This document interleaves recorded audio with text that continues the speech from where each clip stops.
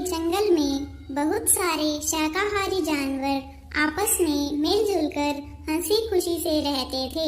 सभी जानवर जंगल में उगने वाली घास और फलों को खाकर खूब मोटे ताजे हो रहे थे। उसी समय पास के नंदनवन के राजा शेर सिंह ने अपने जंगल के चमन चीते को नंदनवन से निकाल दिया, क्योंकि उसने बिना वजह कई छोटे जानवरों को मार दिया था। वह बहुत ही शैतान चीता था। वह खाने की जरूरत से ज्यादा जानवरों को मार देता था।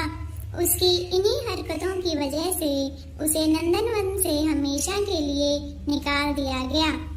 एक दिन वह घूमता हुआ चंपकवन में घुस आया।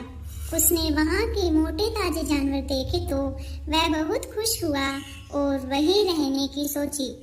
अब वह चंपकवन के जानवरों को मारकर खाने लगा। वह खाने की जरूरत से ज्यादा जानवरों को मार देता था। इस वजह से चंपकवन के जानवर हमेशा भयभीत रहने लगे।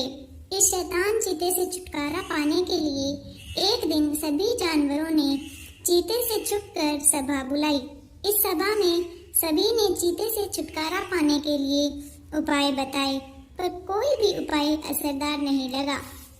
अंत में एक मेंढक, जो सभी की बातें गौर से सुन रहा था, बोला, इस चीते से छुटकारा पाने का उपाय तो मेरे पास है, पर आप सभी जानवरों को मेरा सहयोग करना होगा। सभी जानवर सहयोग करने के लिए तैयार हो गए और फिर योजना अनुसार एक गड्ढा खोदा गया और उसमें नुकीली कीलें लगाई गई और उस गड्ढे को घास और पत्तों से ढक दिया गया। और फिर हीनू हिरन चीते को ललचाकर अपने पीछे ले आया।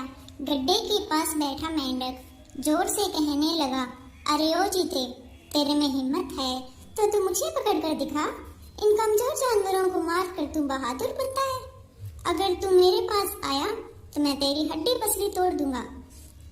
यह सुनकर चीता गुर्राया और कहा, पिद्दी को पिद्दी का शोरबा, तेरी इतनी औकात, तू मेरी हड्डी पसली तोड़ेगा?